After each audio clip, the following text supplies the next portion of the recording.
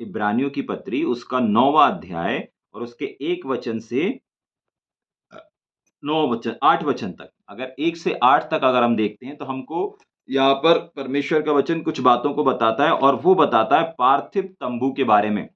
और कल हमने पार्थिव तंबू की कुछ बातों को देखा था और इस बात को भी देखा था कि ये जो पूरा 1 वचन से लेकर के 8 वचन तक था, 8 वचन तक परमेश्वर ने कुछ बातों को जो मंदिर मंदिर है, तंबू है, उसकी चर्चा किया और उसके बाद आकर के 7-8 वचन में 8 वचन में वो इस बात को थम जाता है कि अब मुझे उसकी चर्चा करना ज़रूरी नहीं है, समय नहीं है, इस तरीके से बात कर देते हैं, ठीक है? लेकिन क्यों किया था परमेश्वर ने इन सारी चीज़ों का बात? क्योंकि परमेश्वर चाहता था कि हम उस वाले तंबू की ओर ध्यान दें ही ना, उस वाले तंबू के बारे में हम ना सोचें, उस वाले तंबू की ओर हम ध्यान ना करें, लेकिन जो अब तंबू कायम है, हम उसकी ओर अपने ध्यान और अपने मन और अपने विवेक को लगाएँ। और एक और चीज़ हमने कल देखी थी, जहाँ पर हम रुक गए थे और हमने इस बात को देखा था कि हम इस बात को देखेंगे कि परमेश्वर ने पुराने नियम से लेकर के पुराने नियम में जितना भी मंदिर बनवाया, तंबू खड़ा करवाया और जितने भी सेवकों को खड़ा किया, जितने भी अपने-अपने नबियों को खड़ा किया, जितने भी परमेश्वर के सेवकों को इस्तेमाल किया, तो ये इस्तेमाल परमेश्वर ने किस लिए किया?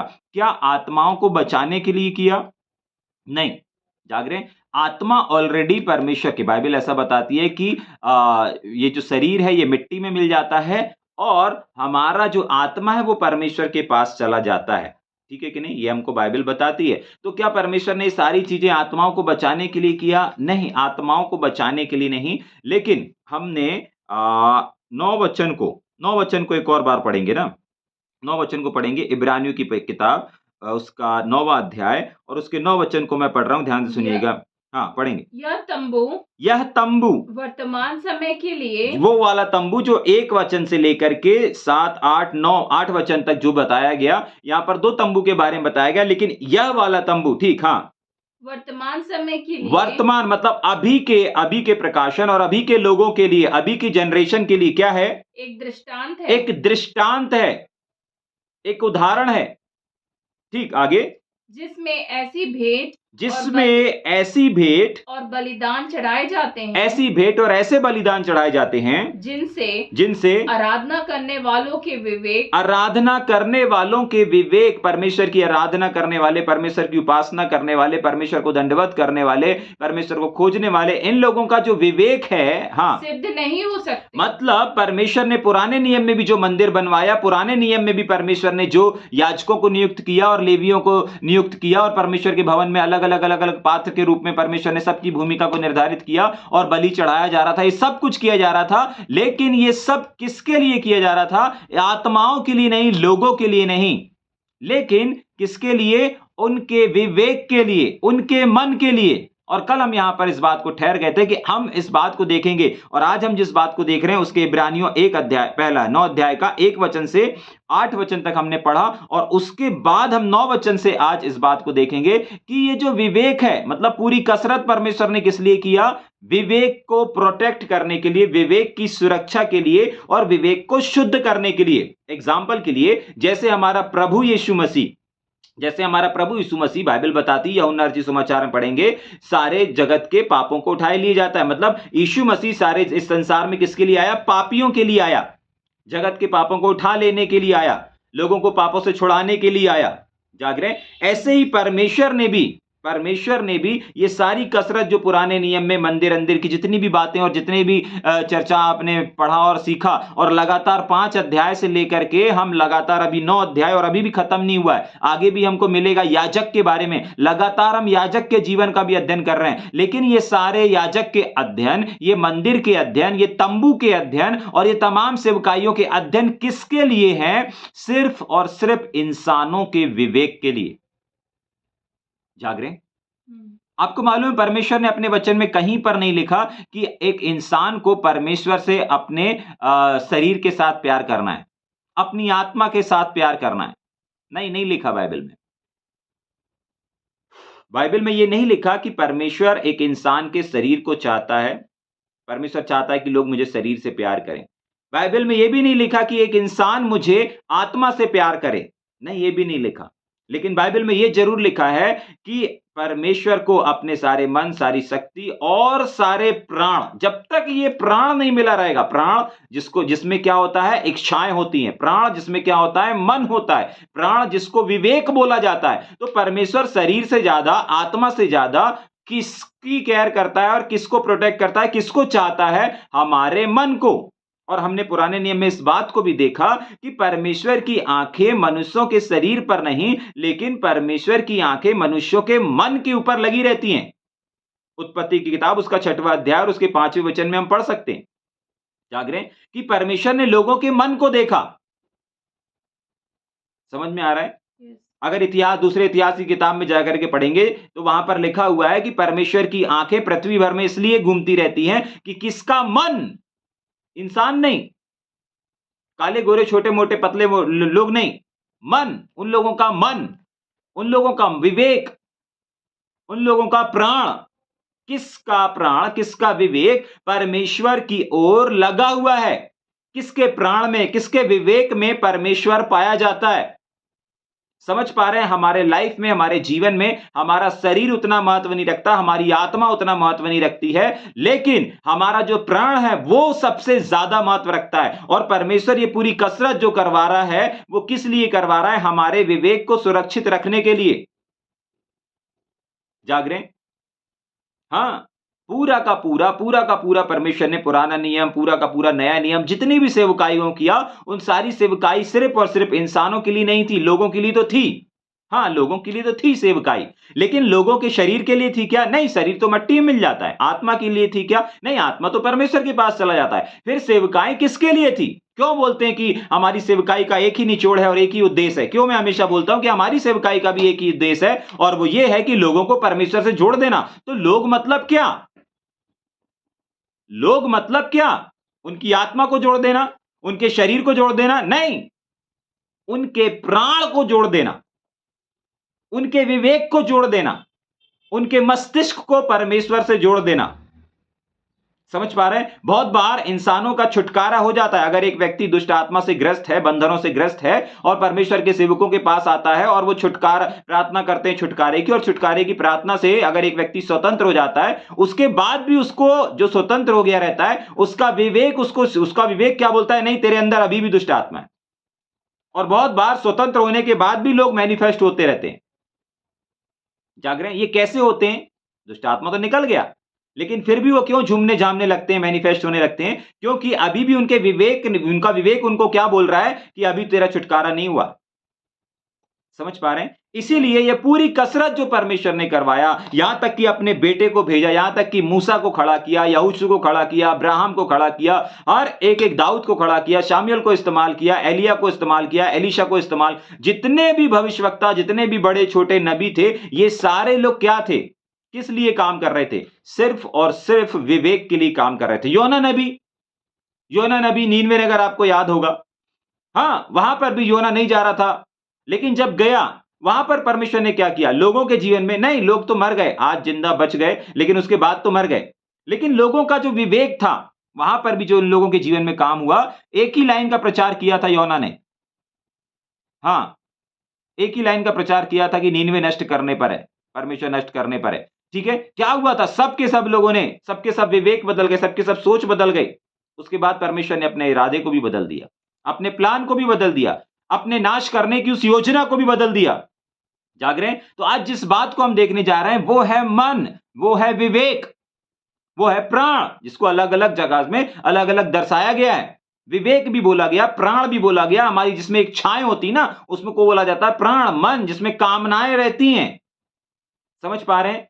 और पूरी की पूरी कसरत और पूरी की पूरी बात और पूरा का पूरा जीवन परमेश्वर का, प्रभु यीशु मसीह का, और तो और जितने नबी आए उन सब का एक ही उद्देश्य था कि लोगों के मन को परमेश्वर से जोड़ देना। अपन लोग बोलते हैं ना कि हमारा एक ही काम है। अगर हम जेल सेवकाई करते हैं और भारत भर की जेलों में जाकर के काम कर रहे हैं, हमें वहां से कोई धन, पैसा, रुपया नहीं मिलता।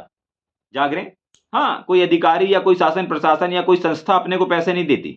जाग रहे हैं? ये एक ऐसी सेवकाई है, ये एक ऐसा काम है जिसमें हम स्वयं पैसों को लगाते हैं, स्वयं पैसों को लगाते हैं, और जा करके वहां पर 2.5 घंटे 2 घंटे जेल के अंदर जाकर के सुसमाचार को सुनाते हैं। और वहां पर करते क्या है? लोगों को परमेश्वर से जोड़ देते हैं। तो लोग जब आप बोलते हैं कि लोग हमारे लोगों की सेवा कर रहे हैं, तो लोग का मतलब लोग से शरीर से नहीं है, लोगों की आत्मा से नहीं है, लेकिन लोगों के विवेक से है। किससे है? लोगों के विवेक से है। समझ पा रहे हैं? तो आज हम थोड़ी देर विवेक के ऊपर रुकेंगे। तैयार है मेरे साथ में? जल्दी से पढ़ेंगे वापस 9 वचन को। यह तंबू वर्तमान समय के लिए एक दृष्टांत वर्तमान है, समय के लिए मतलब अभी के समय के लिए एक क्या है? सिर्फ उदाहरण है। हाँ, आगे। जिसमें ऐसी भेंट और बलिदान चढ़ाए जाते हैं, ऐसी भेंट और ऐसे काम वहां पर होते हैं, ठीक है, उस मंदिर में, ठीक है। जिनसे आराधना करने वाले की विवेक सिद्ध आराधना करने वाले के विवेक सिद्ध नहीं हो सकते। सिद्ध नहीं हो सकते मतलब पुराना सिस्टम जो पुराना मंदिर का था और पुराने जितने भी रीति रिवाज थे, वो सारे रीति रिवाज, सारे नियम कानून सिस्टम जो खुद परमेश्वर ने ही बनाए थे, वे एक व्यक्ति के विवेक को सिद्ध नहीं कर पा रहे थे। इसका मतलब बनाए किस लिए गए थे? विवेक को सिद्ध करने के लिए। जाग रहे हैं? इसका मतलब जैसे एक मनुष्य को हर एक एक कामों में, हर एक एक चीजों में, हर एक एक आराधना में, प्रार्थना में, वचन में, हर एक जगह पर एक सिद्धता हासिल करनी पड़ती है। करनी पड़ती ना। अगर आप कोई भी काम कर रहे होंगे, आप उस काम में जब आप सिद्धता प्राप्त करते हैं ना, तब एक व्यक्ति आपका जो वहां का मालिक रहता है, वो क्या करता है? प्रमोशंस को लेकर के आता है, प्रमोशन कर देता है। जाग रहे हैं? संसार में भी अगर आप देखेंगे, संसार में अगर एक नौकरी करने वाला पुलिस में अगर नौकरी कर रहा है, तो अगर वो हवलदार है, हवलदारी के काम करते करते जब वो कुछ अच्छा काम करता है और ज्यादा सीख जाता है, तो उसको क्या करते हैं? फिर इंस्पेक्टर बना देते हैं। फिर और ऐसे कैटेगरी बढ़ते जाती है। जो इंस्पेक्टर है उसको क्या कर दिया जाएगा? जब वो अच्छे से काम कर रहा है, अच्छे से केस को डील कर रहा है, सब लोगों को, उसके बाद उसको टीआई बना दिया जाता है। जाग रहे हैं? तो ऐसे करते करते पद बढ़ता है। कब बढ़ता है? जब एक व्यक्ति उसमें माहिर होता जाता है। वैसे ही सेम हमको हमारे विवेक में भी क्या करना है? काम करना है। और बहुत बार लोग अपने आत्मा के लिए काम करते हैं, अपने शरीर के लिए काम करते हैं, लेकिन अपने मन, अपने प्राण के लिए काम नहीं करते। और आज जिस बात को हम देखने जा रहे हैं कि क्यों ये प्राण इतना बहुत महत्वपूर्ण है। जाग रहे हैं? देखेंगे कि आज हम कुछ बातें विवेक के बारे में, ठीक, जल्दी से पढ़ेंगे मेरे साथ में यूहन्ना रचित समाचार, उसका 8वां अध्याय और उसका 9 वचन, जल्दी से।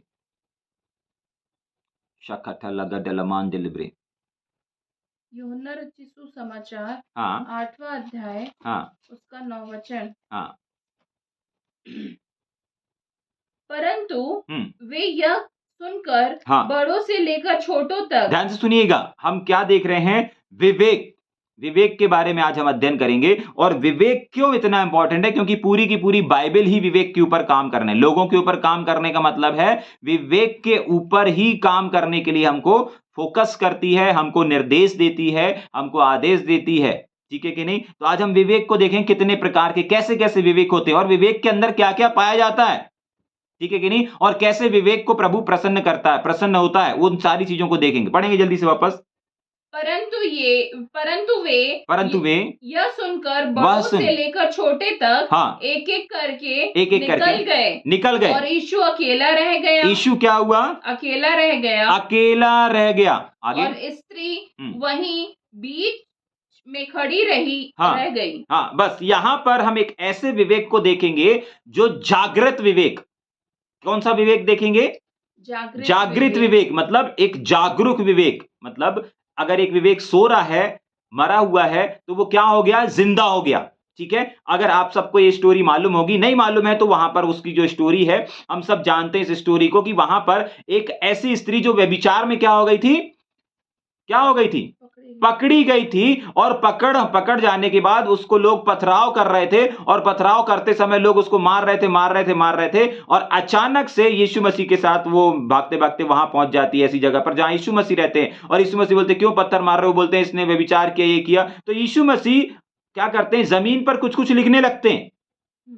जाग रहे? क्या लिखने लगते हैं? यीशु मसीह जमीन पर लिखने लगते हैं, कुछ बातों को लिखने लगते हैं। पता है क्या बातों को लिखते हैं? कुछ लोग बोलते हैं भैया वो वहां पर जमीन पर यीशु मसीह उंगली से क्या लिख रहे हैं? उनके पापों को लिख रहे हैं। और उसके बाद, क्योंकि लिखने के बाद यीशु मसीह ने यह बोला था कि जिसने पाप ना किया हो वो क्या करे? पहला पत्थर मारे। जाग रहे हैं? पहला पत्थर मारे। लेकिन यीशु मसीह ने वहां पर क्या नहीं लिखा था? किसी के पाप आप नहीं लिखे थे। जाग रहे हैं? यीशु मसीह ने वहां उंगली से जो लिखा था वहां पर किसी व्यक्ति के, किसी इंसान के पापों को नहीं लिखा था। तो फिर यीशु मसीह ने अपनी उंगली से लिखा क्या था? दोनों को लाओ। जाग रहे हैं? हाँ, पढ़ेंगे उस वचन को एक बार अपन ना। हाँ, लय व्यवस्था की किताब उसका 20वां अध्याय और उसका 10 वचन। लय व्यवस्था 20 अध्याय हाँ, उसका 10 वचन। हाँ, पढ़ेंगे। फिर यदि कोई पराई स्त्री के साथ व्यभिचार करे, पराई स्त्री के साथ व्यभिचार करे, ठीक, आगे। तो जिसने किसी दूसरे की स्त्री के साथ व्यभिचार किया हो, आगे। तो वह व्यभिचारी और व्यभिचारिणी, हाँ, दोनों निश्चय मार डाले। हाँ, तो वहां पर यीशु मसीह ने उंगली से किसी भी इंसान के, जो लोग उन पथराव कर रहे थे, उनमें से किसी के भी पाप को नहीं लिखा। क्या नहीं लिखा? किसी के पाप को नहीं लिखा कि जो तुमने ये पाप किया, तुमने वो पाप किया। सब लोग आए और उस वचन को पढ़ रहे थे, ऐसा नहीं था। लेकिन सब लोग आए और सब लोगों ने उंगली से लिखे हुए इस आयत को देखा कि यीशु मसीह ने वहां पर लिख दिया, लय व्यवस्था की किताब 20वां अध्याय और उसका 10वां वचन, और उसमें उसके नीचे उसके बाद क्या लिखा कि तुम्हारी ही व्यवस्था में लिखा हुआ है कि अगर एक स्त्री व्यभिचार करते हुए पकड़ी गई तो सिर्फ स्त्री व्यभिचार नहीं कर सकती अकेले, लेकिन स्त्री के साथ एक पुरुष की भी आवश्यकता पड़ती है, तब जाकर के उसको नाम दिया जाता है व्यभिचार। तो ठीक है, तुम स्त्री को मार रहे हो, लेकिन पुरुष कहां है? जाग रहे हैं? तो जब लोगों ने देखा अच्छा ये लिखा है, तो वही लोग जो उसको पत्थर मार रहे थे, वही लोगों ने अपने पत्थर को फेंक करके क्या कर दिया? वहां से चले गए। तो आपको मालूम है यहां पर यीशु मसीह ने क्या किया? उनके आत्मा में काम नहीं किया, उनके शरीर में काम नहीं किया, उनके विवेक में काम किया। वो लोग सही कर रहे थे, वो लोग सही कर रहे थे, लेकिन अधूरा कर रहे थे। वो लोग स्त्री को तो पकड़ लिए, पुरुष को नहीं लेकर के आए। जाग रहे हैं? जबकि लय व्यवस्था 20 के 10 में क्या लिखा है? स्त्री और पुरुष दोनों को व्यभिचार में अगर पकड़े गए हैं तो क्या करे? दोनों को मार डालना चाहिए। लेकिन इधर ये लोग क्या कर रहे थे? एक को मार रहे थे। तो यीशु मसीह ने बस उंगली से क्या लिखा? लय व्यवस्था 20 अध्याय 10 वचन, और उसमें लिखा हुआ है कि स्त्री और पुरुष दोनों को मारना है। दूसरा कहां है? लेके आओ। नहीं ला रहे हो तो जाओ। जाग रहे हैं? और जैसे उन्होंने देखा अरे लय व्यवस्था 20 उसके 10 वचन में ये लिखा है, और वो सब चले गए। आपको पता है वहां पर क्या हुआ? उन लोगों का जो विवेक था ना, वो विवेक जागृत हो गया। पहले वो गलत विवेक से काम कर रहे थे, मरे हुए विवेक से काम कर रहे थे, अधूरे विवेक से काम कर रहे थे। यीशु मसीह ने उनके कहां पर काम किया? उनके विवेक में काम किया। आज हमको और आपको लोगों के ऊपर काम नहीं करना है। जाग रहे? हाँ, लोगों की ही सेवकाई है। हाँ, आत्मा के ऊपर ध्यान नहीं देना है, लेकिन सबसे ज्यादा आपको कहां काम करना है? विवेक में। आपको आत्मा तक पहुंचना है। कैसे आत्मा तक पहुंचेंगे? उनके विवेक के द्वारा। जाग रहे? आपको एक व्यक्ति को बचाना है, एक व्यक्ति को शराब से छुड़वाना है, कैसे पहुंचेंगे? उनके विवेक के द्वारा। समझ पा रहे हैं? हाँ, आप एक व्यक्ति के शरीर में कुछ नहीं कर सकते, लेकिन उनके विवेक में बहुत कुछ कर सकते हैं। यहां पर कौन सा उनके जीवन में काम हुआ? उनके विवेक को। वही लोग थे ना जो पत्थर मारते मारते आ रहे थे इतनी दूर से। अब उनका क्या हुआ? उनका विवेक जागृत हो गया। जाग रहे हैं? समझ में आ रहा है? तो आज हमको और आपको लोगों को क्या करना है? उनके विवेक को जागृत कराना है। और देखेंगे जल्दी से, ठीक, अगला वचन पढ़ेंगे, पहला तीमुथियुस की किताब उसका 4वां अध्याय और उसका 2 वचन। पहला तीमुथियुस 4 अध्याय का 2 वचन। हाँ, यह उन झूठे मनुष्यों के कपट के कारण होगा, जिनका विवेक मानो जलते हुए लोहे से दागा गया है। क्या दागा गया? शरीर दागा गया, विवेक, आत्मा दागा गया, क्या दागा गया? मतलब विवेक भी एक जलते हुए लोहे से, क्या लिखा है? वापस पढ़ेंगे, जिनका विवेक मानो, एक वचन ऊपर से पढ़ेंगे ना, यह उन झूठे मनुष्यों के कपट के कारण यह सारी, एक वचन ऊपर से पढ़ेंगे ना,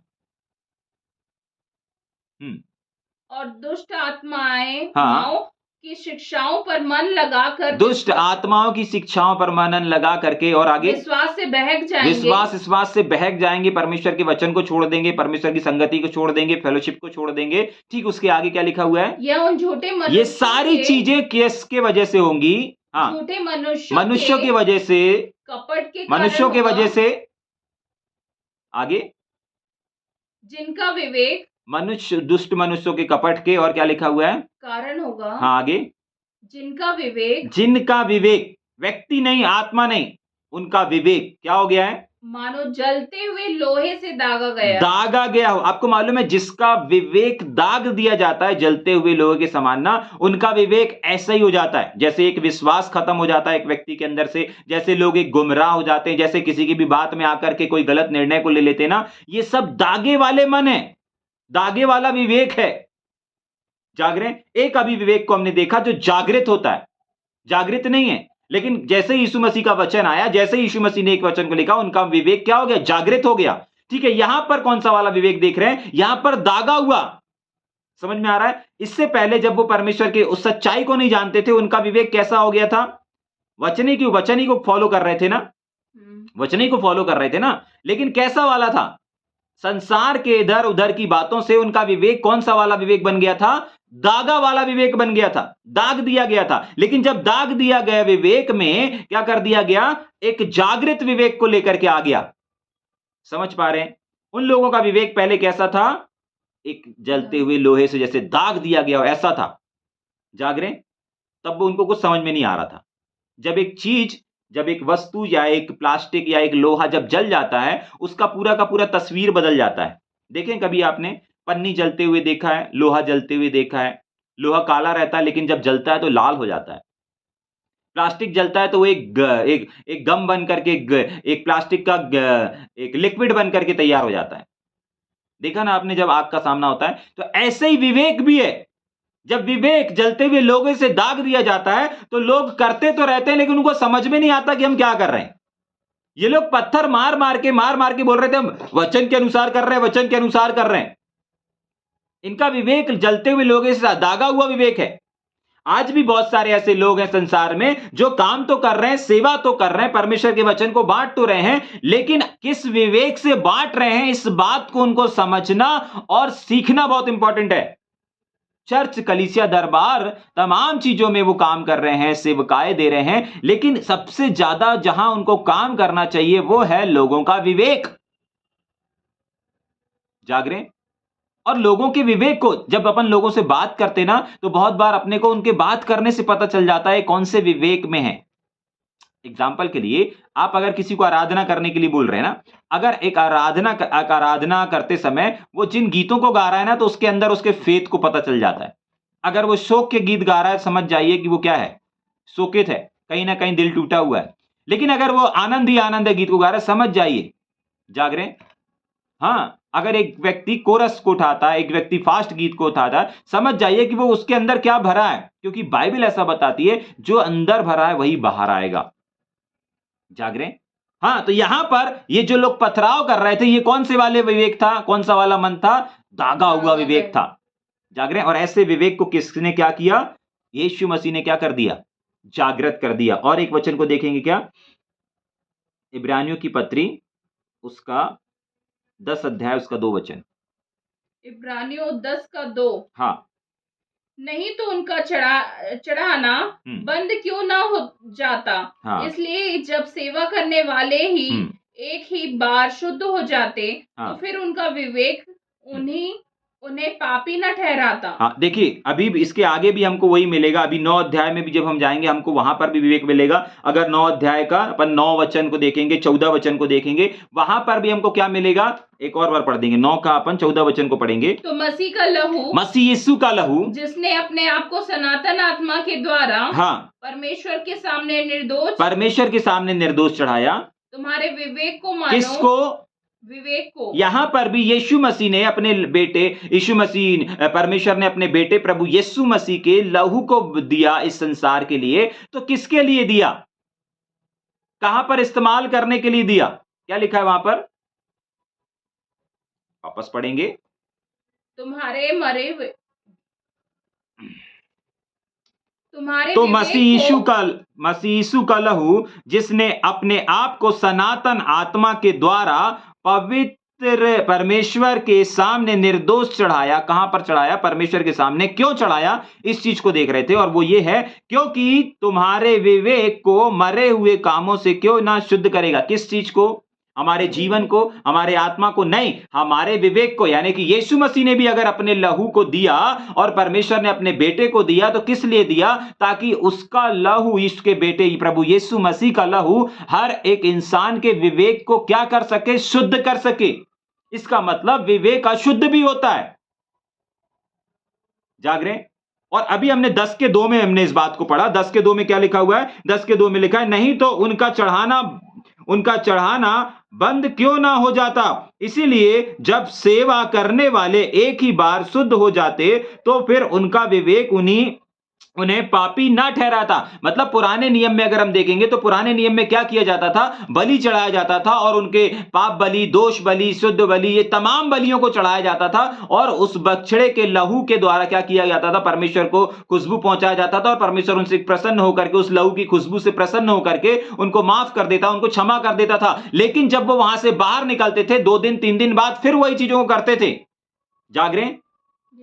और परमेश्वर ने देखा कि इनके लिए तो अब कोई बलिदान बाकी नहीं रहा। तब परमेश्वर ने अपने पुत्र का उपाय किया और इस पूरे संसार में भेजा। और वो लिखा हुआ है 14 वचन में कि परमेश्वर के पास यीशु मसीह ने अपने आप को चढ़ा दिया और क्या किया? एक ऐसे लहू का निर्माण किया जो हर एक के विवेक को शुद्ध कर देता है। आपको मालूम है पुराने समय में जो बछड़ा और बैल और जिसका लहू बहाया जा रहा था, वो बैल बछड़ा ये क्या नहीं कर रहा था? लोगों के विवेक को शुद्ध नहीं कर रहा था। हाँ, उनको माफी दिलवा दे रहा था, लेकिन कुछ समय के लिए।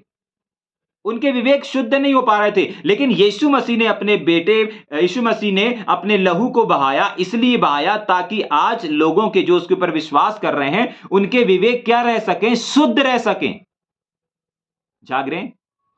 हाँ, उनके जो विवेक है वो शुद्ध रह सके, पाक रह सके। और परमेश्वर हमारे जीवन में भी एक शुद्ध विवेक को देखना चाहता है, तभी के लिए इन बातों को आज हम तक पहुंचा रहा है। पूरी बाइबल सिर्फ विवेक के आधार पर है।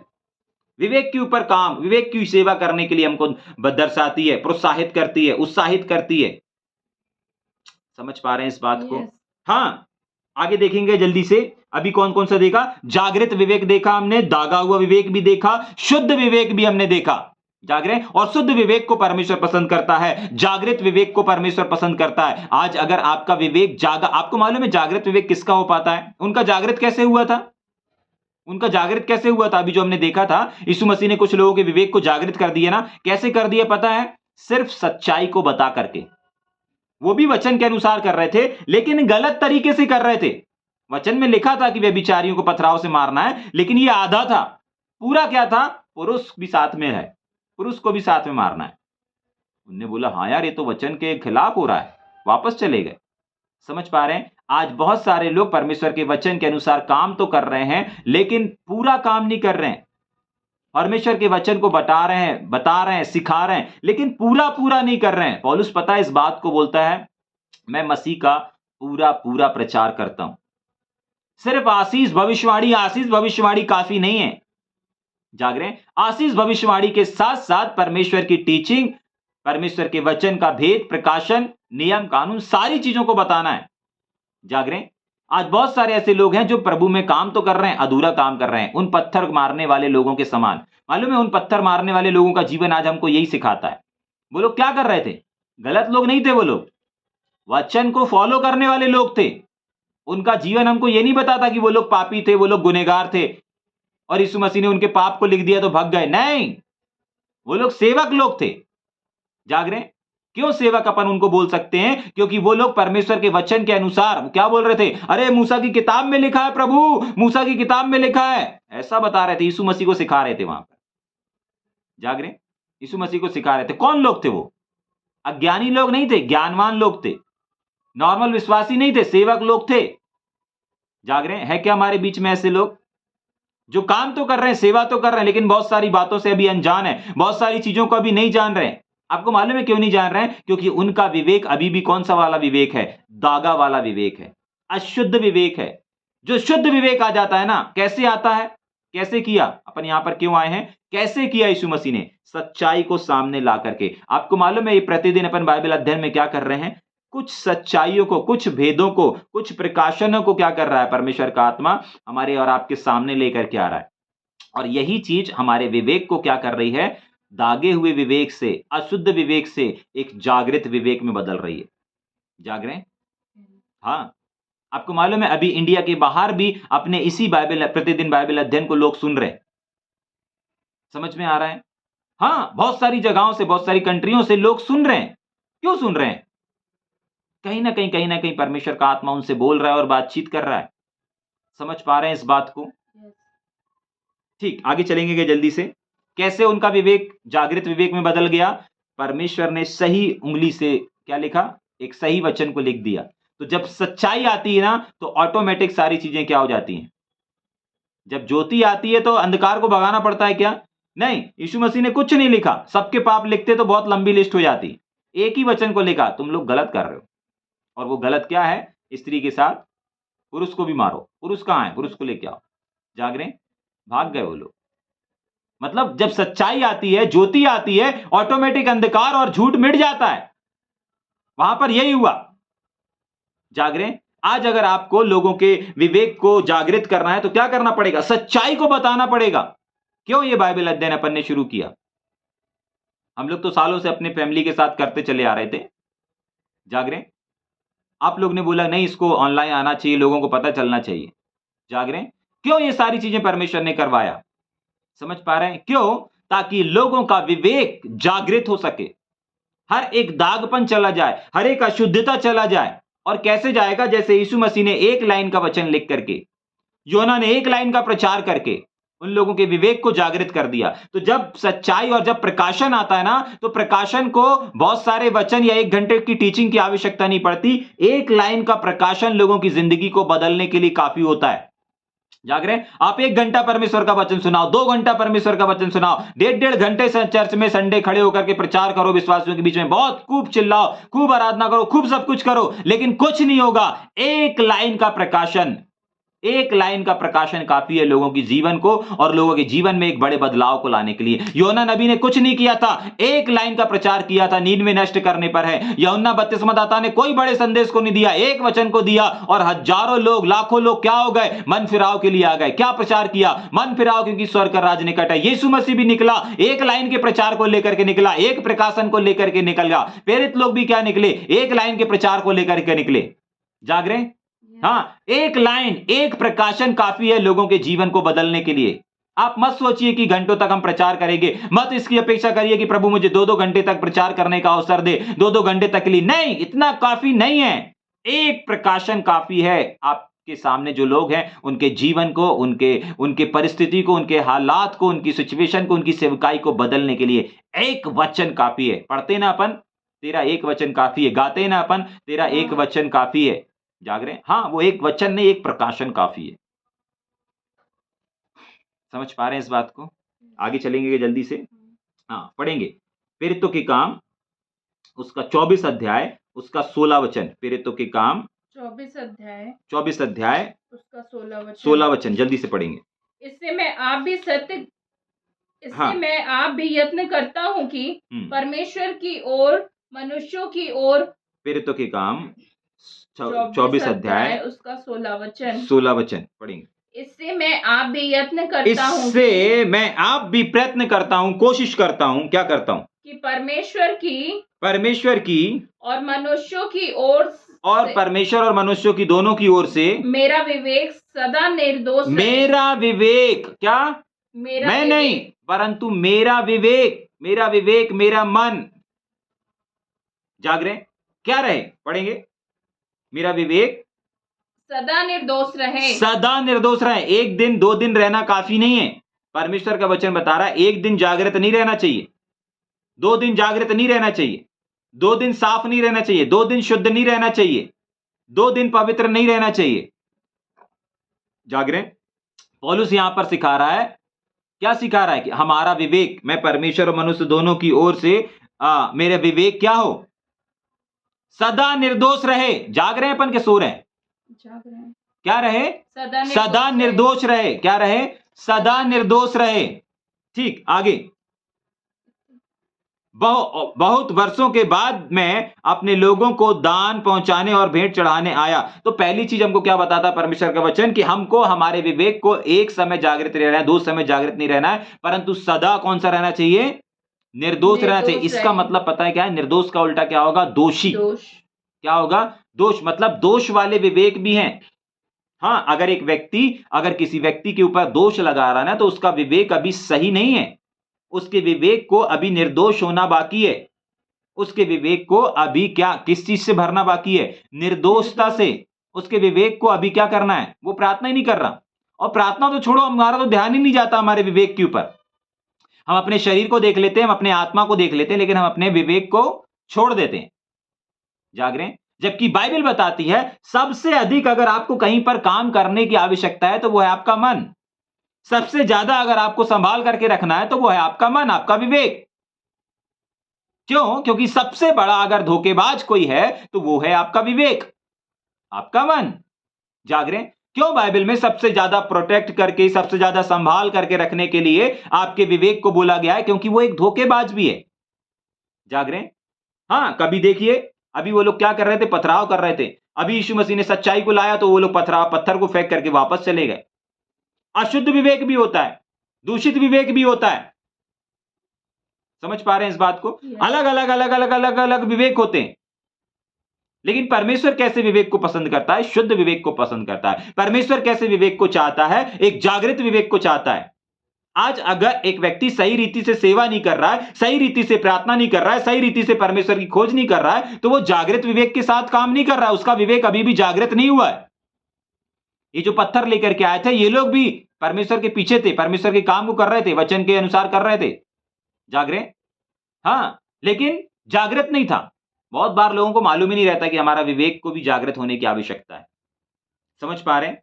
अभी जैसी पौलुस यहां पर प्रार्थना कर रहा है, हो सकता है आप लोगों ने से प्रार्थना किया होगा, लेकिन कितना किया है? या हो सकता है बहुत सारे ऐसे लोग हैं जिन्होंने किया ही नहीं होगा कि प्रभु मेरा विवेक सुरक्षित रहे, मैं अपने विवेक में प्रभु यीशु मसीह आपके लहू को लगाता हूं, हर एक अशुद्धता को समाप्त करता हूं, हर एक दागापन अगर कोई मेरे विवेक में है तो मैं दूर करता हूं। कभी हो सकता हमने अपने विवेक के लिए प्रार्थना ही नहीं किया होगा, लेकिन परमेश्वर आज की सुबह हमसे और आपसे इस बात को चाहता है कि आपको अपने विवेक के ऊपर काम करना है।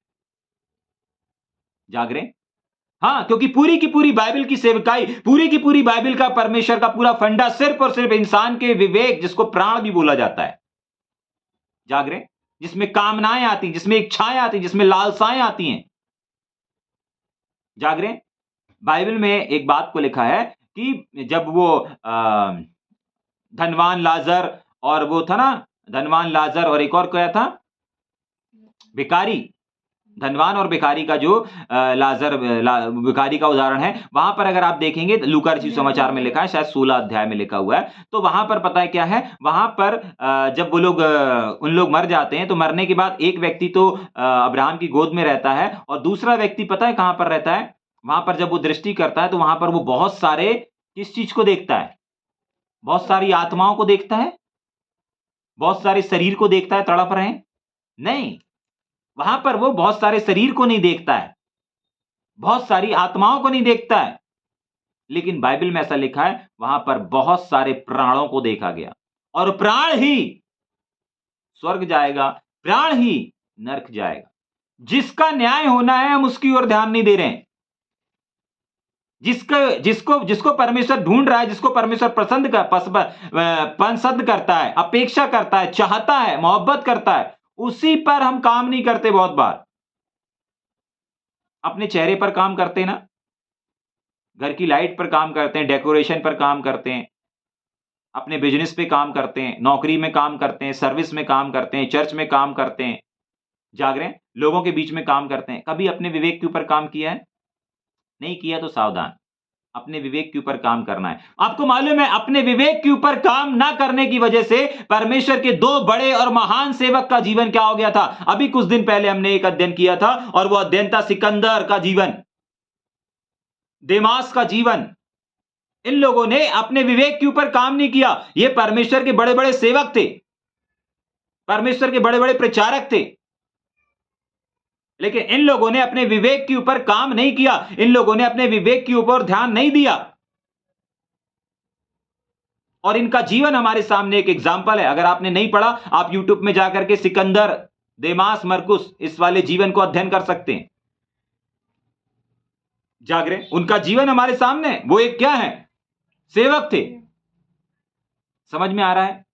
हाँ, यहां पर ऐसी प्रार्थना करना है हमको, अपने विवेक को प्रोटेक्ट करना, अपने विवेक में प्रभु यीशु मसीह के लहू को लगाना है, अपने विवेक को हमेशा जागृत रखना है, अपने विवेक को हमेशा शुद्ध रखना है, अपने विवेक को हर एक अशुद्धता से बचाना है, दूषितता से बचाना है। क्या लिखा है यहां पर? मेरा निर्दोष रहे। अपने विवेक को हमेशा निर्दोष रखना है। जाग रहे हैं? पढ़ेंगे क्या आगे? पहला तिमुथियुस की किताब 3 अध्याय उसका 9 वचन। पहला तिमुथियुस किताब 3 अध्याय का 9 वचन। हाँ, जल्दी से पढ़िए। पर विश्वास के भेद को शुद्ध विवेक से, विश्वास के भेद को किससे? शुद्ध विवेक से। अगर आपका विवेक शुद्ध नहीं है ना, तो आपके पास भेद नहीं आएगा। जाग रहे हैं? प्रकाशन नहीं आएगा। कल मेरे पास एक पास्टर का फोन आया और वो बोलते हैं कि भैया हम बहुत दिन से प्रार्थना कर रहे थे कि आप बाइबल अध्ययन में, हम आपके बाइबल अध्ययन को सुनते हैं, यूट्यूब में सुनते हैं, और हम परमेश्वर से प्रार्थना कर रहे थे कि भैया एक एक वचन को लेकर के, एक एक बात को लेकर के आधा आधा एक एक घंटा बात करते रहते हैं, प्रभु हमको भी ऐसा दे, हमको भी वैसा दे, हमको भी वैसा दे। तो परमेश्वर ने हमको वो एक वचन दिखा दिया, भजन संहिता 94 वाला। जाग रहे हैं? समझ में आ रहा है? जी। हाँ, परमेश्वर का वचन यहां पर कहता है कि परमेश्वर, वापस पढ़ेंगे क्या उसको? पर विश्वास के भेद को, पर विश्वास के भेद को, परमेश्वर के भेद को कैसे समझ सकते हैं हम? हाँ, शुद्ध विवेक से। शुद्ध विवेक से। अगर आपके पास शुद्ध विवेक है तो ऑटोमेटिक परमेश्वर आपके पास, आपके जीवन में वचन नहीं, वचन के भेदों को पहुंचाएगा।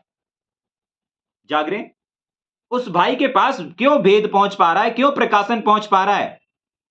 क्योंकि परमेश्वर ने क्या किया है उनके पास? उनके मन को शुद्ध करके रखा है। आज आपके और हमारे पास तक परमेश्वर क्यों भेदों को बता रहा है, क्यों रहस्यों को प्रकट कर रहा है?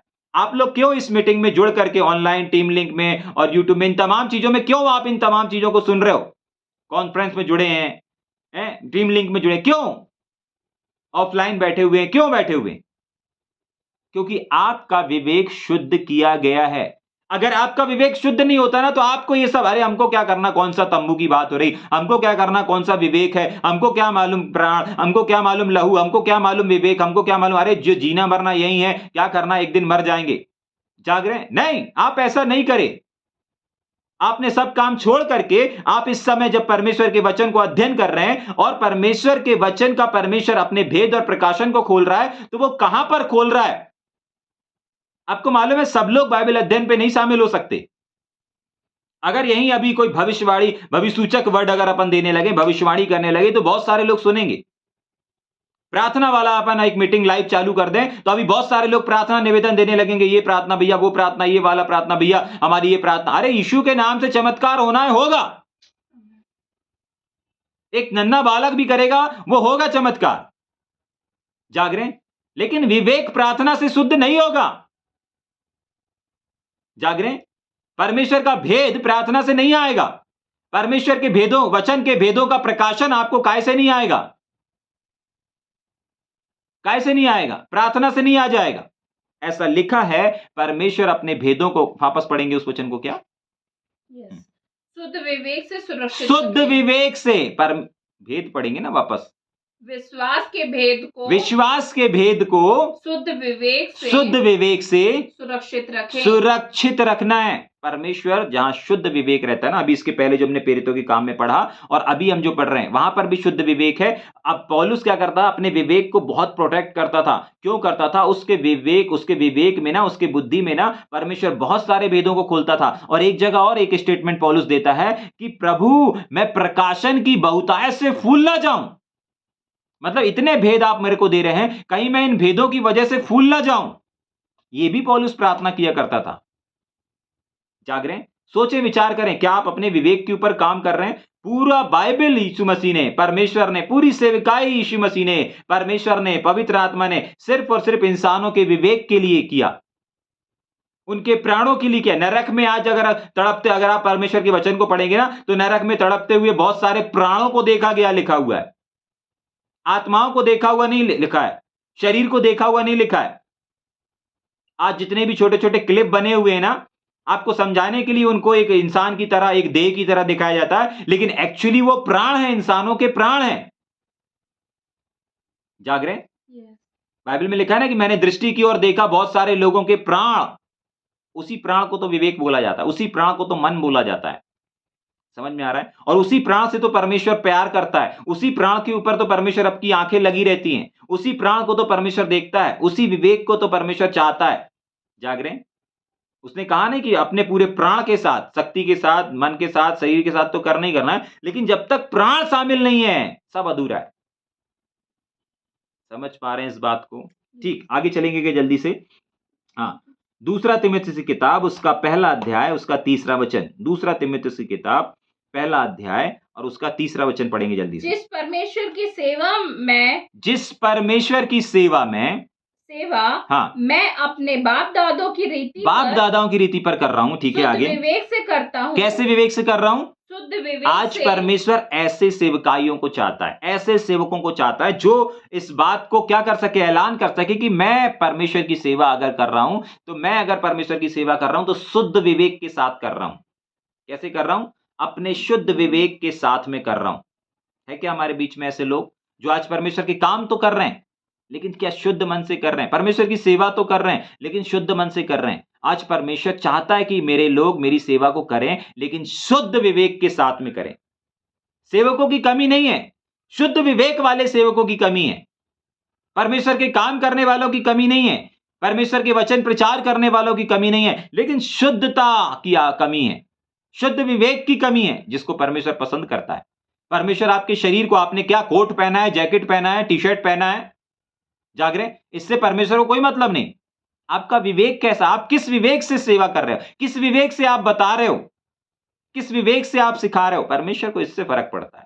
शुद्ध है कि नहीं है, कि दूषित भरा है, स्वार्थ छिपा हुआ है, अशुद्ध है, क्या है, आप जानते हैं और आपका बनाने वाला परमेश्वर जानता है।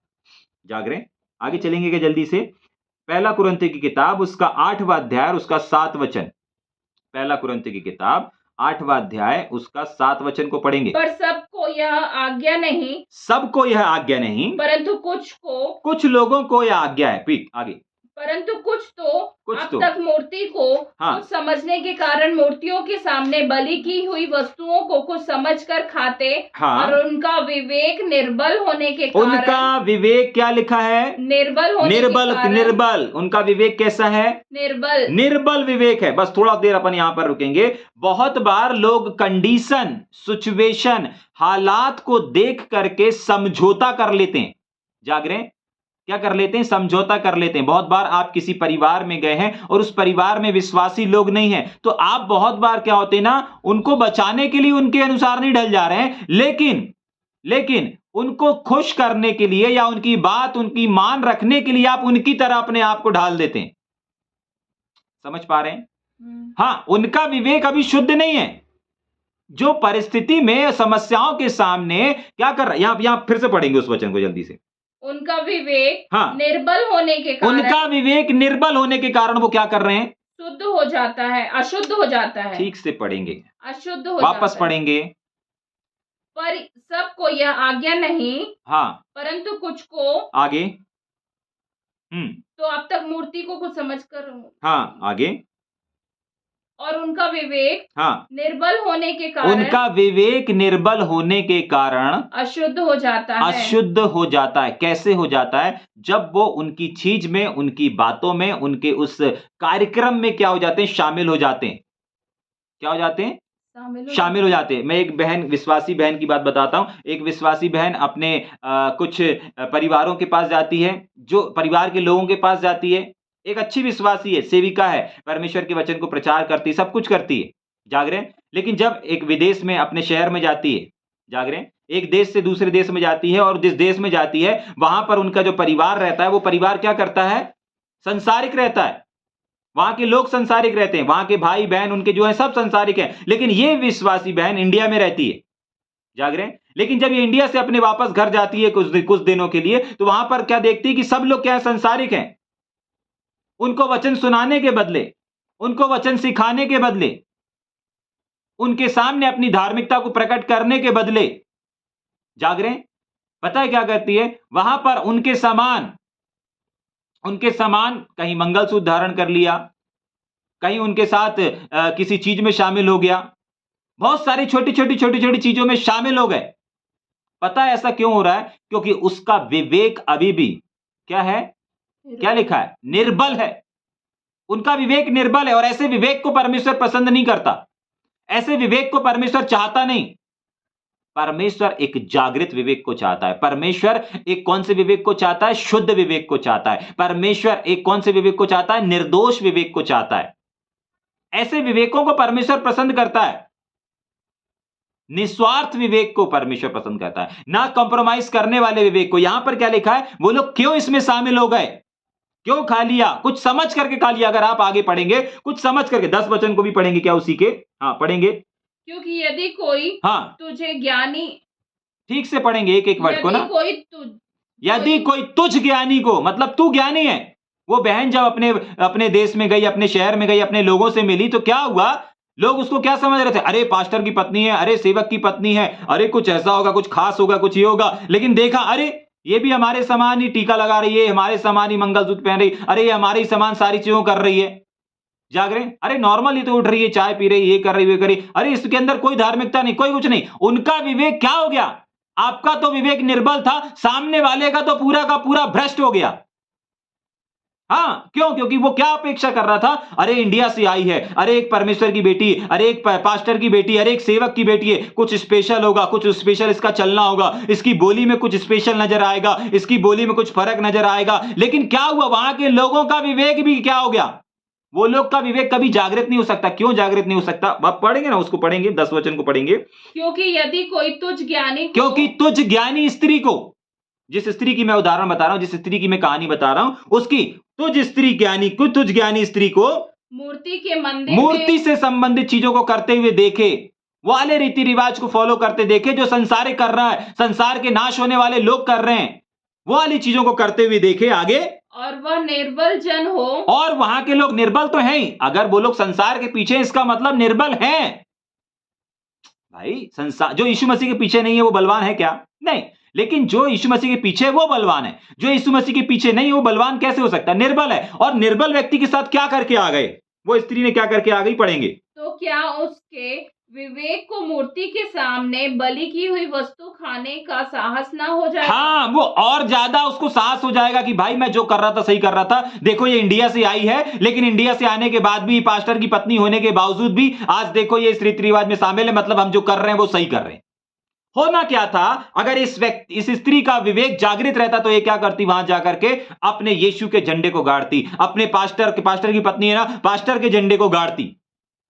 समझ पा रहे हैं इस बात को, समझ में आ रहा है। हुआ क्या, उसका विवेक तो निर्बल था ही, लेकिन साथ ही साथ उसने बहुत सारे लोगों को क्या कर दिया, मजबूत कर दिया। साहस मतलब उनको क्या हो गया, बल आ गया, अरे हम जो कर रहे हैं भैया सही कर रहे हैं, अरे हम जो फॉलो कर रहे हैं वो सही कर रहे हैं भैया। देखो पास्टर की पत्नी ने भी तो यही करा है, पास्टर की पत्नी ने भी तो गले में यही पहना है, पास्टर की पत्नी ने भी तो यही चीज काम की, यही कामों कर रहा है। क्या कर दिया वहां पर, आस पड़ोस में जितने लोगों ने उनको देखा होगा, सबके मन को दूषित करके आ गए। जाग रहे, समझ में आ रहा है या ऊपर से जा रहा है। ठीक, आगे चलेंगे कि जल्दी से 12 वचन को भी पढ़ेंगे, फिर हम एक और देखेंगे। यहां पर हम कौन सा देख रहे हैं, दुर्बल। हाँ आगे पढ़ेंगे। इस प्रकार भाइयों के विरुद्ध, 12 वचन को, हाँ, इस प्रकार भाइयों के विरुद्ध अपराध करने से और उनके निर्बल विवेक को चोट पहुंचाने से तुम मसीह के विरुद्ध अपराध करते हो। क्या करके आ गए वो स्त्री, अपराध करके आ गई। जाग रहे हैं, क्या करना चाहिए उस स्त्री को, अब पश्चाताप करना चाहिए। क्या करना चाहिए, अपने विवेक के ऊपर काम करना चाहिए। कहां काम करना चाहिए, अपने विवेक के ऊपर काम करना चाहिए। वो यहां से गई थी पास्टर की पत्नी बन करके, तो उसको वहां पर सुबह प्रार्थना करना था, शाम को प्रार्थना करना था। जाग रहे हैं, अगर वो सेवा करने वाली थी तो उनको सेवा करना था, नहीं मैं कौन से गांव में जाऊं, कौन से शहर में जाऊं, किसके पास चले जाऊं, उसके लिए प्रार्थना करूं, मैं मुझे सेवा के बिना नहीं रह, उनको दिखाना था। नहीं, आप इंडिया से आए हुए हैं, एक पास्टर की पत्नी है। जाग रहे हैं, लेकिन उस स्त्री ने वैसा नहीं किया। समझ पा रहे हैं इस बात को। हाँ, उनके विवेक को क्या करें, वापस पढ़ेंगे 12 वचन, फिर अपन आगे जाएंगे। इस प्रकार भाइयों के विरुद्ध, इस प्रकार भाइयों के, आसपास के जितने भी मसीह विश्वासी है, जितने लोगों को पता चल रहा है, उन लोगों को क्या पता, चोट पहुंची। इंडिया के लोगों को जब पता चला, अरे वो वहां पर तो ऐसा कर रही थी, अरे वहां तो ऐसा कर रही थी, भाई लोगों की बात कर रहे हैं, ठीक है। अरे वो वहां तो मंगलसूत्र डाली, अरे वहां तो उसके समान कर रही थी, उन्हीं के समान फ्लो हो गई थी। उन्हीं के जैसे काम कर रही थी, उन्हीं के जैसे सब चीजों में शामिल थी। उनके भाइयों को, इंडिया वालों को, पास्टर को पता चला, पास्टर के सेवक, साथ में सेवा करने वालों को पता चला, क्या हुआ? चोट पहुंचा। और याद रखिए, जब परमेश्वर के सेवकों को चोट पहुंचता है, परमेश्वर के बेटों को चोट पहुंचता है, तो आगे क्या लिखा हुआ है उसने परमेश्वर के वचन में? पढ़ेंगे 12 वचन का लास्ट भाग। उनके निर्बल विवेक को हाँ, चोट पहुंचाने से तुम मसीह के विरुद्ध अपराध हाँ, करते हो। अगर एक पास्टर को, वो उसकी पत्नी अगर इंडिया से बाहर जाकर के अपने लोगों के पास जाकर के अगर वो उनकी समान शामिल हो रही है, तो उसको तो चोट पहुंची ही पहुंची, लेकिन साथ ही साथ परमेश्वर को भी कम चोट नहीं पहुंची। जाग रहे हैं? समझ में आ रहा है या ऊपर से जा रहा है? इसलिए सावधान, आपको और हमको अपने विवेक के ऊपर मेहनत करना है, आपको और हमको अपने विवेक के ऊपर काम करना है। नहीं काम करेंगे, सिकंदर का जीवन, देमास का जीवन याद रखिएगा। ठीक, आगे चलेंगे जल्दी से। पहला तीतुस की पत्री, पहला अध्याय 15 वचन। तीतुस की पत्री, पहला अध्याय 15 वचन। तीतुस पहला अध्याय, हाँ, उसका मैं पढ़ देता हूं।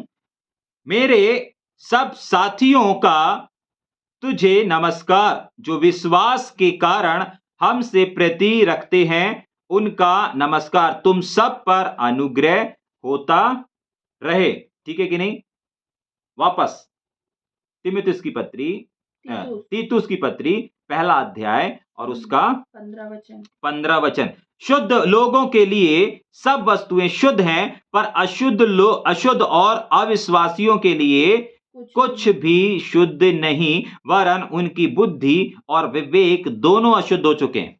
जाग रहे हैं? पहले गलत पढ़ दिया था। अभी पहला तीतुस की पत्री, उसका पहला अध्याय, उसका 15 वचन में लिखा है, शुद्ध लोगों के लिए सारी चीजें शुद्ध हैं, लेकिन अशुद्ध और अविश्वासियों के लिए कुछ भी शुद्ध नहीं, कुछ भी अशुद्ध नहीं। क्यों नहीं होता है? कहां से ये चीजें निर्माण करती हैं? कहां से एक व्यक्ति सही होता है, कहां से एक व्यक्ति गलत होता है? उसके चाल चलन से नहीं, उसके आचरण से नहीं, लेकिन आखिरी लाइन लिखी हुई है, उनकी बुद्धि, उनका विवेक दोनों अशुद्ध हो चुके हैं। जाग रहे हैं? एक व्यक्ति को कुछ खाना है अथवा नहीं खाना है, एक व्यक्ति को कोई काम करना है अथवा नहीं करना है, एक व्यक्ति को सेवा में जाना है अथवा नहीं जाना है, एक व्यक्ति को परमेश्वर को समय देना है अथवा नहीं देना है, एक व्यक्ति को निर्णय लेना है नहीं लेना है, एक व्यक्ति को फैसला करना है, एक व्यक्ति को कहीं जाना है अथवा नहीं जाना। ये सारी चीजें कहां से होती हैं? हमारे और आपके विवेक से।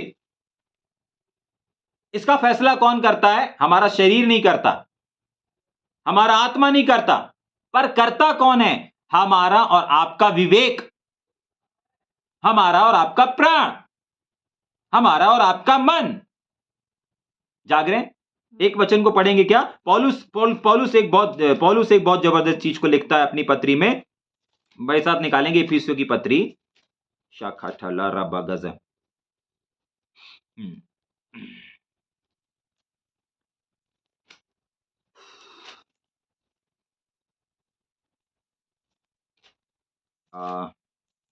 एक मिनट ना, मैं बताता हूं। रोमियो की पत्री 7वां अध्याय और उसका 15 वचन, 14 से पढ़ देंगे। हम जानते हैं कि व्यवस्था तो आत्मिक है, परंतु मैं शारीरिक हूं। व्यवस्था क्या है? व्यवस्था आत्मिक है। व्यवस्था क्या है? व्यवस्था तो क्या है? आत्मिक है, परंतु मैं शारीरिक हूं और पाप के हाथ बिका हुआ हूं।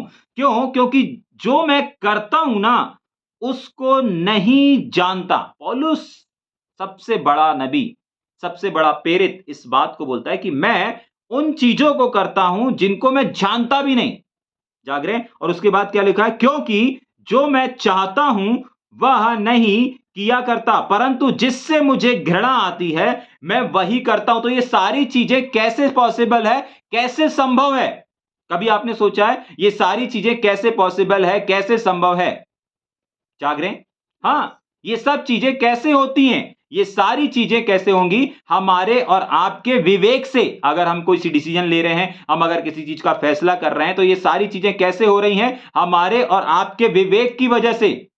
कैसे हो रही हैं? हमारे और आपके विवेक की वजह से। कहां से निकल करके आ रही हैं, कैसे पूरी हो रही हैं? हमारा और आपका विवेक क्या कर रहा है? कंट्रोल कर रहा है। हमारी आत्मा नियंत्रण नहीं लेकर के रखी, परंतु हमारा विवेक है जो संचालन कर रहा है। ठीक है कि नहीं? जल्दी से एक और वचन को पढ़ेंगे, रोमियो की पत्री उसका 2 अध्याय और उसका 12 वचन। इसी रोमियो की किताब उसका 2 अध्याय और उसका 12 वचन। इसलिए जिन्होंने बिना व्यवस्था पाए पाप किया वे बिना व्यवस्था के नष्ट भी होंगे, और जिन्होंने व्यवस्था पाकर पाप किया उनका दंड व्यवस्था के अनुसार होगा। जिसको पता चल गया वो, और जिसको पता नहीं चला। एक और वचन पढ़ेंगे, 15 वचन। वे व्यवस्था की बातें अपने अपने हृदयों में लिखी हुई दिखाते हैं, पर उनका विवेक भी गवाही देते हैं, और उनके विचार परस्पर दोष लगाते हैं, उन्हें निर्दोष ठहराते हैं। एक और बार, वे व्यवस्था की बातें अपने अपने हृदयों में लिखी हुई दिखाते हैं और उनके विवेक भी गवाही देते हैं। उनके विवेक भी क्या कर रहे हैं? गवाही देते हैं। क्या गवाही देते हैं? और उनके विचार, क्या चीज? उनके विवेक के साथ साथ उनका विचार परस्पर दोष लगाते या उन्हें निर्दोष ठहराते हैं। समझ पा रहे हैं? क्या दोष ठहराता?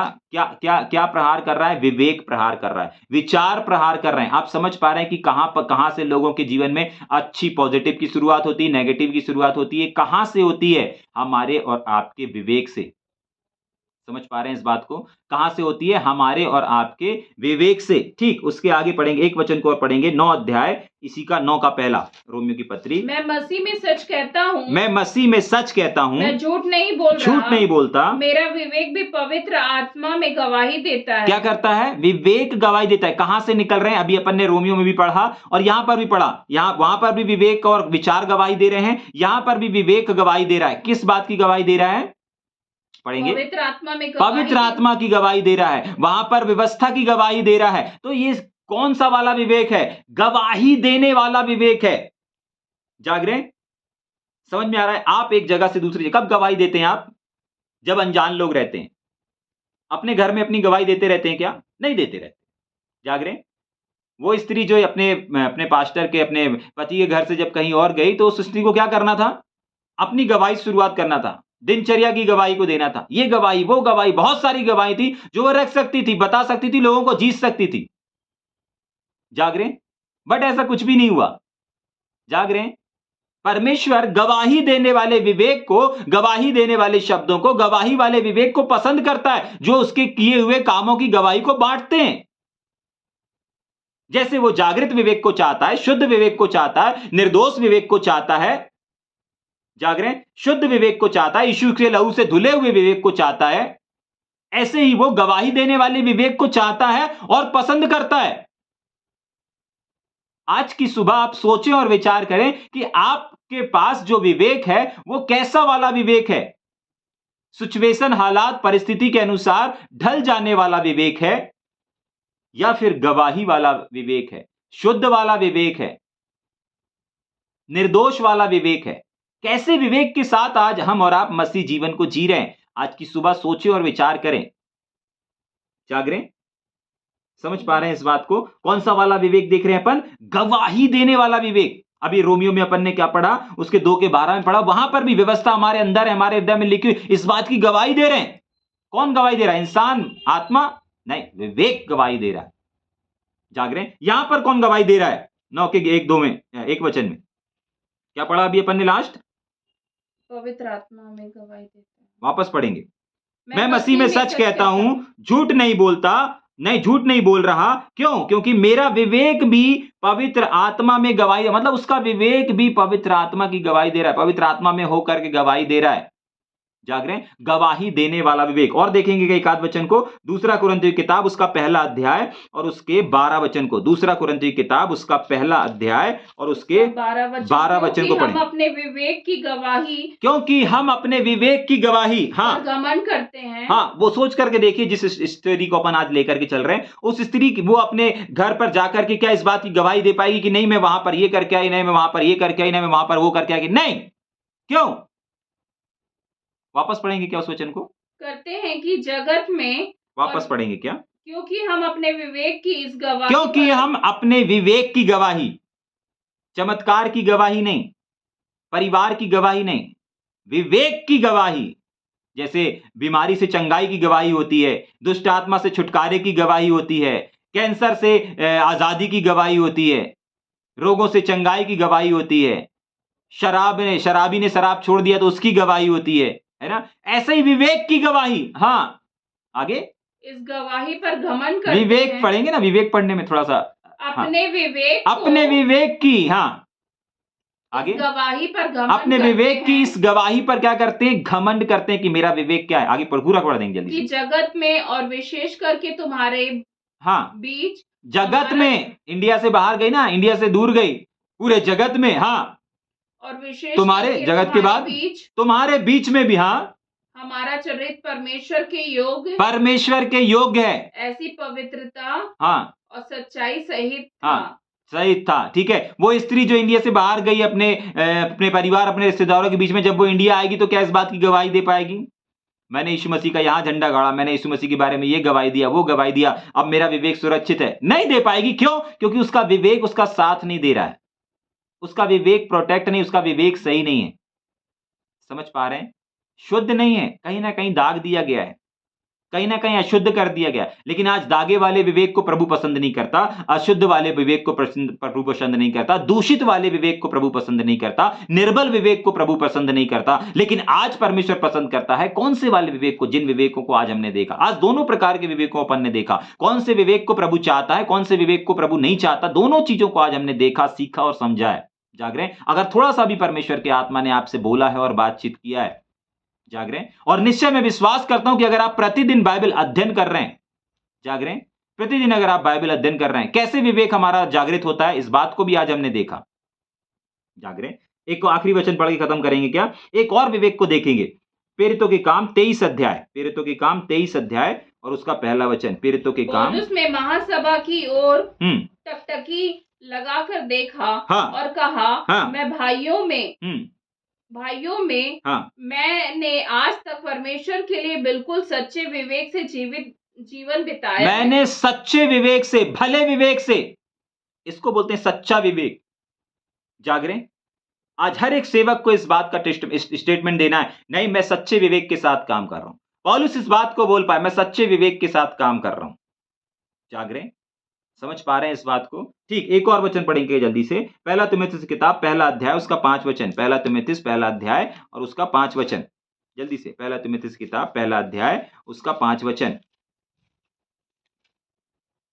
पहला अध्याय उसका 5 वचन। क्योंकि परमेश्वर एक ही है और परमेश्वर और मनुष्य के बीच में एक ही बिचवैया है, अर्थात मसीह यीशु जो मनुष्य है। ये पहला तीमुथियुस की किताब पहला अध्याय 5 वचन, जल्दी देखेंगे। आज्ञा का सारांश यह है कि शुद्ध मन और अच्छे विवेक और कपट रहित विश्वास से प्रेम। ये यहाँ पर कौन सा वाला विवेक है? शुद्ध वाला विवेक है, भला वाला विवेक है। जाग रहे हैं? तो ये वाला विवेक जो है परमेश्वर पसंद करता है और परमेश्वर चाहता है। जाग रहे हैं? समझ में आ रहा है? वापस आएंगे जल्दी से इब्रानियों की किताब में और उसको आज हम खत्म करेंगे 10वां वचन पढ़ के।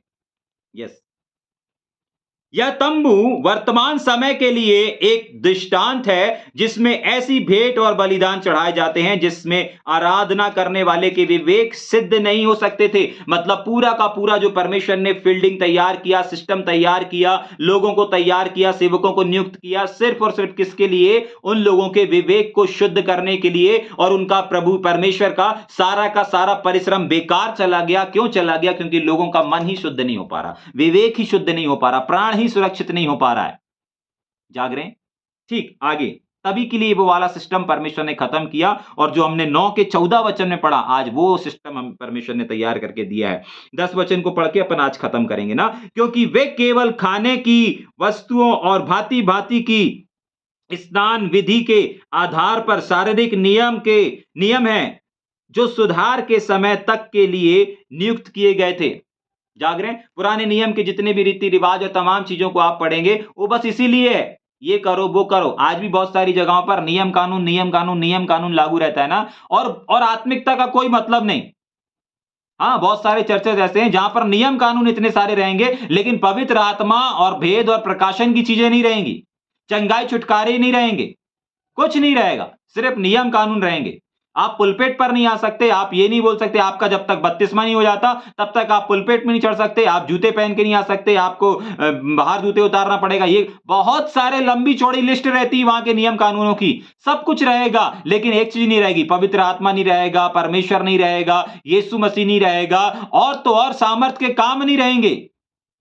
जाग रहे हैं? हाँ, नियम कानून बहुत रहेंगे। यही तो लिखा 10वें वचन में, एक और बार पढ़ के खत्म करेंगे। क्योंकि ये केवल खाने पीने की वस्तुएं और भांति भांति के रत्न, स्नान, विधि विधान, नियम कानून, ये वो बहुत सारी, बस यही चीजें हैं और कुछ भी नहीं है। जाग रहे हैं? आज की सुबह परमेश्वर चाहता है कि आप और हम अपने विवेक को क्या करें? नंबर 1 जागृत करें, शुद्ध करें, और क्या करें? पवित्र करें, और क्या करें? गवाही देने वाला विवेक बन जाए, भला विवेक बन जाए। जाग रहे हैं? आइए थोड़ी देर अपनी आंखों को बंद करेंगे और प्रार्थना करेंगे।